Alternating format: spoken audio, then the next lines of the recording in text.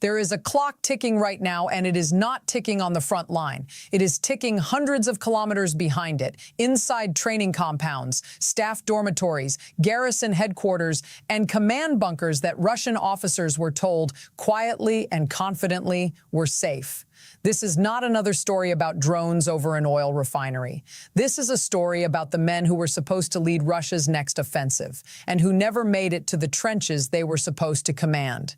Because over the past several months, one after another, Ukraine has been finding them, mapping them, and killing them before they ever crossed the line of contact.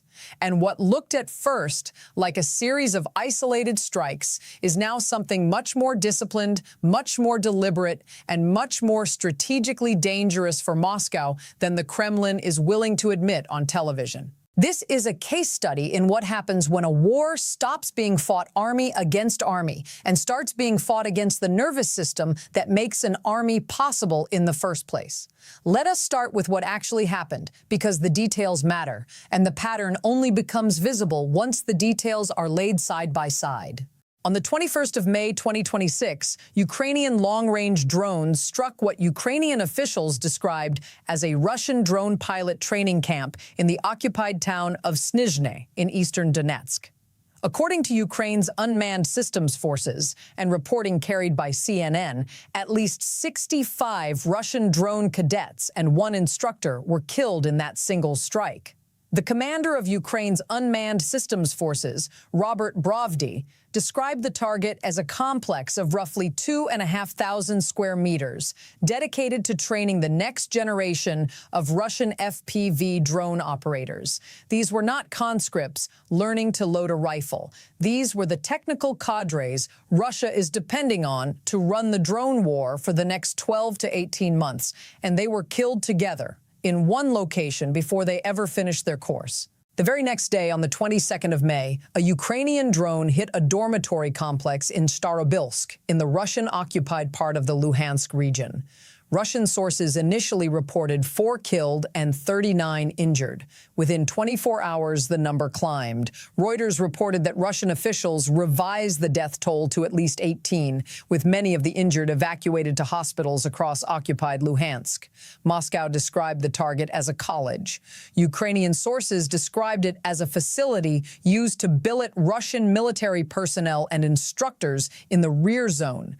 The truth, whichever side you take, is that the site was inside occupied territory, hundreds of kilometers behind the active front, and it was destroyed in a single night. That was not a casual strike. That was a message. Now step back and look at the bigger picture, because these two strikes are not the story. They are two data points inside a much larger campaign. For most of the war, Western analysts operated on a very specific assumption.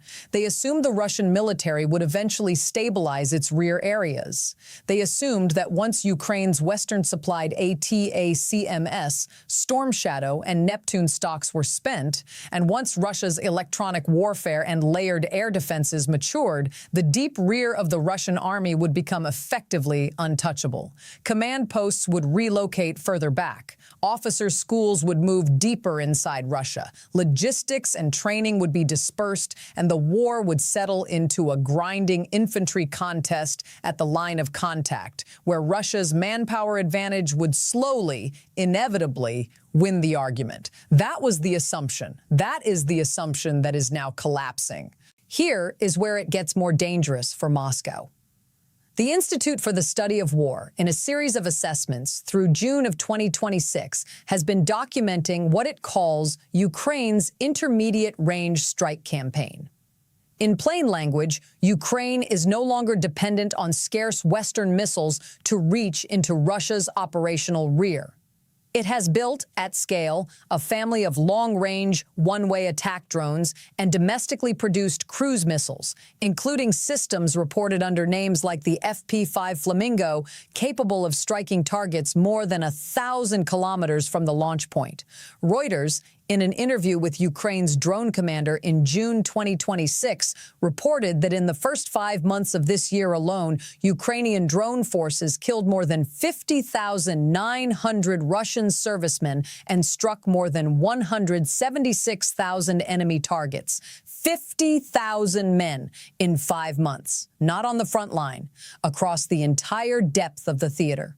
That is not attrition. That is systematic denial of the human infrastructure of the Russian war effort. And within that number, there is a subset that matters more than any other: the officers. Think about that for a second. Modern armies do not run on soldiers. They run on captains, majors, lieutenant colonels, and generals. A battalion without a competent commander is a mob with rifles. A brigade without a functioning staff is a logistics traffic jam. And a Russian corps preparing for an offensive without its senior officers on the ground is an offensive that either does not happen or happens badly. Ukraine understands this. Ukraine has understood it since 2022. And what has changed in 2025 and 2026 is not the understanding. What has changed is the reach. Consider the ledger, because this is where the pattern becomes undeniable. Reuters reported in July of 2025 that at least 11 senior Russian commanders had been killed in combat or in targeted attacks attributed to Ukraine since the start of the full-scale invasion.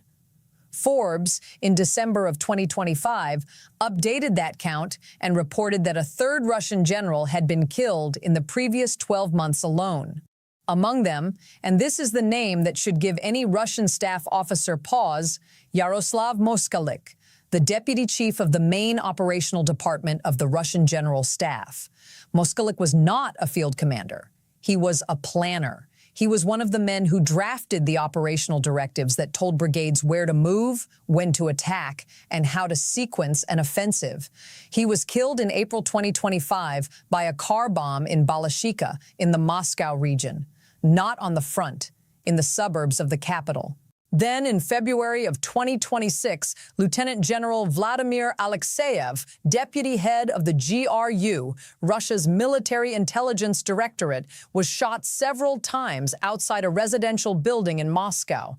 The New York Times, NBC News, and The Guardian all reported the attack. Sergei Lavrov publicly blamed Ukraine.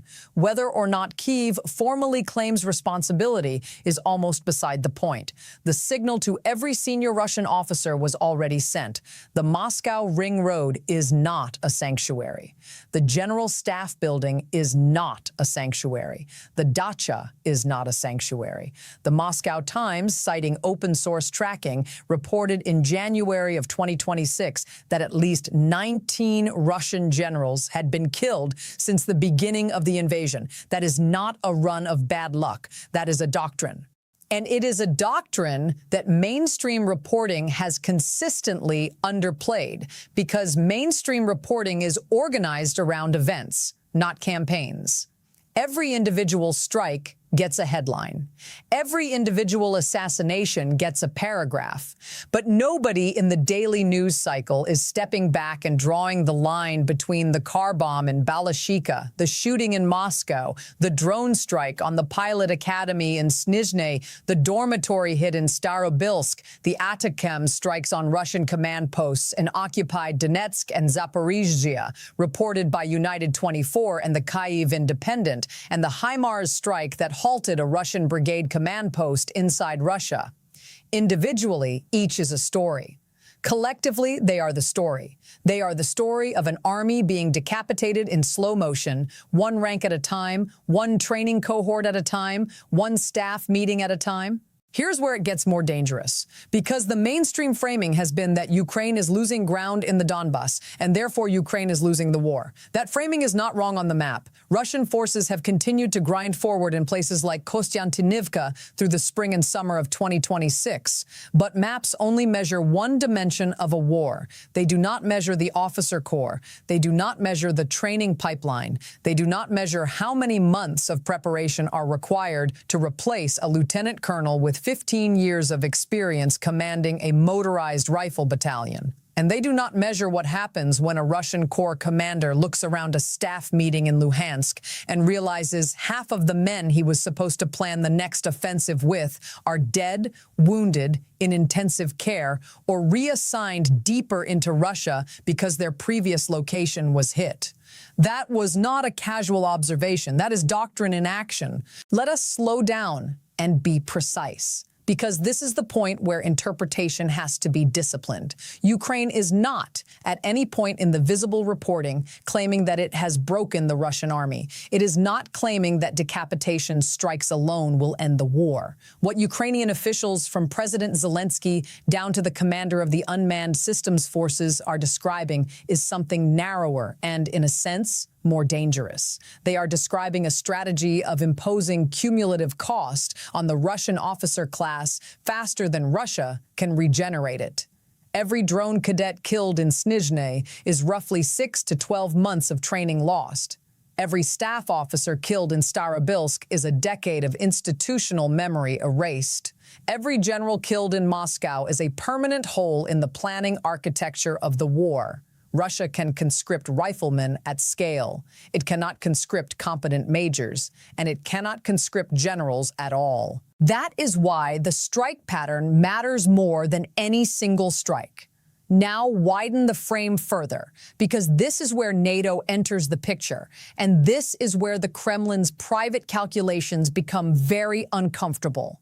For most of the past 2 years, Russian strategic communications have rested on a very specific implicit promise to their own elites. That promise was, yes, the front line is hard, yes, the sanctions bite, yes, the casualties are heavy, but the core of the state, the core of the officer corps, and the core of the capital are safe. The war is out there. The pain is out there. Moscow is not out there. That promise is what allowed the Russian elite to tolerate a war of attrition. It is the psychological load-bearing wall of the entire domestic acceptance of this conflict. And that wall has, over the past 12 months, been visibly cracked. When a deputy chief of the GRU is shot outside his own apartment building, when a deputy head of the General Staff's operational department is blown up in his car in a Moscow suburb, when a drone pilot academy inside occupied territory is wiped out overnight, the implicit promise that the officer class is safe has been broken. And once that promise is broken, every colonel, every major, every planner has to reassess whether the war is worth the personal risk of continuing to serve in it. The details matter, because this is not speculation. This is what the Institute for the Study of War, Reuters, the Kyiv Independent, and Ukraine's own general staff have been documenting in real time. Here is where the strategic interpretation sharpens. There are 3 constraints Ukraine is operating under, and each one shapes the campaign. The first constraint is political. Ukraine has been repeatedly warned by Western partners against strikes that could be framed as destabilizing to the Russian state itself. That is why the campaign has focused on operational level and tactical level targets, staff officers and battalion commanders, rather than, for example, going after members of the Security Council or the presidential administration. The targeting is aggressive, but it is bounded. It is designed to hollow out the war machine without producing the kind of shock that would give Moscow a pretext for horizontal escalation. The second constraint is technical. For most of 2024 and early 2025, deep strike capacity depended on scarce Western-supplied missiles, primarily ATACMS and Storm Shadow. That is no longer the primary vector. Ukraine's domestically produced drone and cruise missile fleet, according to reporting from Reuters, NPR, and the Institute for the Study of War, has become the workhorse of the intermediate-range strike campaign in 2026. That matters, because it means the campaign is not gated by Washington's political mood. It is gated by Ukrainian production, which is scaling. The third constraint is intelligence. To kill an officer before he reaches the front, you have to know where he is going to be, when he is going to be there, and how he is getting there. That requires a fusion of human intelligence, signals intelligence, and pattern-of-life analysis that only a mature intelligence service can produce. Ukraine's main Directorate of Intelligence, the GUR, has spent the past 4 years building exactly that capacity, and Western reporting through mid-2026 indicates the cooperation with U.S. intelligence on Russia-focused analysis is ongoing. The strikes are not lucky. They are hunted.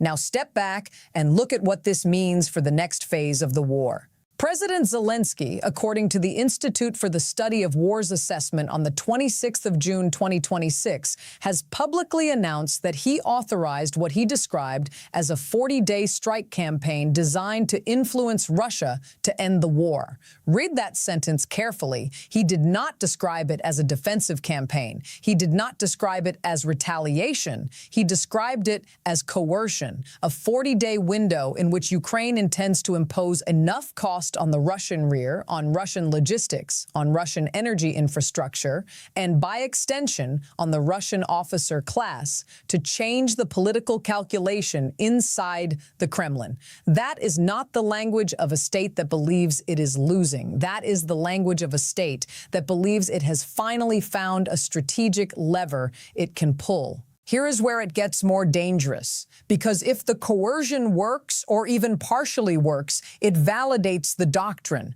and a validated doctrine gets replicated. Every NATO planner in Brussels, in Warsaw, in Vilnius, in London is watching this campaign not as a Ukrainian story, but as a template. The template says a middle power without air superiority, without strategic bombers, and without nuclear deterrence at the operational level can nonetheless reach into the deep rear of a nuclear-armed adversary and systematically degrade its officer corps using cheap, domestically produced, long-range unmanned systems. That is a template Poland will study. That is a template Finland will study. That is a template Taiwan will study very carefully when it looks across the strait. And it is a template Moscow cannot unsee either.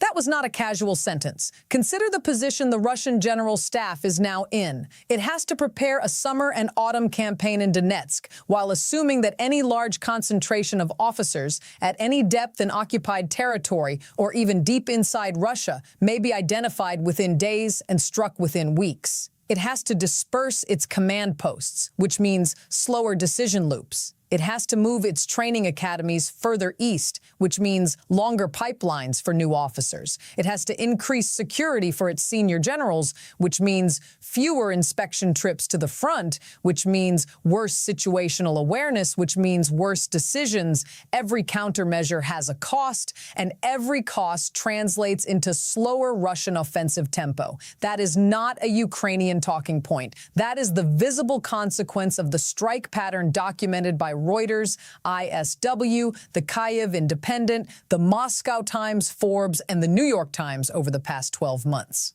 Now the question that matters: where does this go next? 3 scenarios are worth naming plainly because each of them carries real risk. The first scenario is that the campaign continues at its current tempo and Russia responds by hardening its rear, dispersing command, and accepting a slower, more attritional war. In that scenario, Ukraine's decapitation strategy does not end the war, but it caps Russia's offensive potential and creates the conditions for a negotiated freeze. This is the scenario most Western analysts are quietly hoping for. The second scenario is that Moscow concludes it cannot protect its officer class inside Russia and responds with a dramatic horizontal escalation, either against Ukrainian leadership directly, against Western intelligence infrastructure supporting the targeting, or against a NATO country accused of enabling the campaign. Putin's public rejection in late June 2026, reported by Al Jazeera, of any limits on long-range strikes signaled precisely this posture. Moscow does not intend to accept restraint. It intends to normalize escalation on both sides. That is a very dangerous equilibrium. The third scenario, and this is the one that most deserves attention, is that the strike campaign begins to produce internal political fractures inside the Russian officer class itself. Not a coup. That framing is lazy, but a quiet, cumulative loss of confidence in the war among the mid-level officers who are actually asked to plan and execute it. If that happens, the war does not end with a treaty. It ends with a slow collapse of offensive capability, followed by a political reckoning inside Moscow that no one in the West can predict with confidence. The details of which scenario unfolds will depend on the next 60 days, on whether Zelensky's 40-day campaign produces a visible shift in Russian battlefield behavior, on whether Ukrainian production of long-range drones and cruise missiles continues to scale, on whether Western intelligence sharing continues at current levels, and on whether Moscow's countermeasures, dispersal, hardening, retaliation produce diminishing returns or genuine relief. Here is the verdict. The mainstream framing of this war for the past year has been that Russia is winning slowly on the ground and Ukraine is losing slowly in the air. That framing is not wrong. It is incomplete. The dimension it misses is the officer dimension. And in that dimension, the trend line is not ambiguous. Ukraine has spent 2025 and 2026 building, deploying, and refining a strike architecture whose specific purpose is to reach the men who make the Russian army function and to kill them before they ever reach the front they were supposed to command. That is not a tactic. That is a strategy. And it is a strategy that has already produced measurable effects on the Russian officer corps that will not be reversed by any ceasefire, any negotiation, or any battlefield gain in the Donbass. The Kremlin can replace a village. It cannot replace 19 generals. It cannot replace 65 drone cadets and their instructor in a night. It cannot replace a deputy chief of the General Staff's operational department or a deputy head of military intelligence on any timeline that matters for this war. Every one of those losses is permanent. Every one of them shows up in the tempo, the coordination, and the decision-making of Russian forces on the ground 3, 6, 12 months later. And that is the debt Moscow is accumulating whether or not the front line moves another kilometer this summer. This is not the loudest story of the war. It is one of the most decisive. It is the story of an army being taken apart from the inside, quietly, patiently, methodically, in dormitories and training camps and staff cars and command bunkers, hundreds of kilometers from the line where the cameras are pointed. And the next phase of that campaign is already being planned. The 40-day window is already running. The targeting cycle is already turning. And the next name on the list has already been chosen. There will be more strikes. There will be more names. There will be more staff meetings in Moscow that end with an empty chair. And when the historians eventually write the operational history of this war, the chapter that explains why Russia's 2026 summer campaign underperformed will not be a chapter about tanks or artillery or manpower. It will be a chapter about the officers who were killed before they ever arrived. Keep watching this space because this story is not resolved, and it is not going to resolve quietly.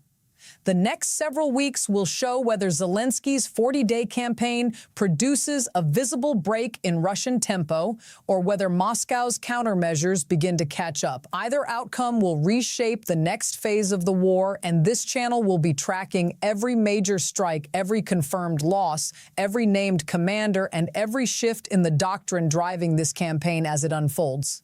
If you want to stay ahead of the mainstream narrative on this and see the pattern before the headlines catch up, subscribe and turn on notifications because the next update in this series is already being prepared and you do not want to be reading about it a week late.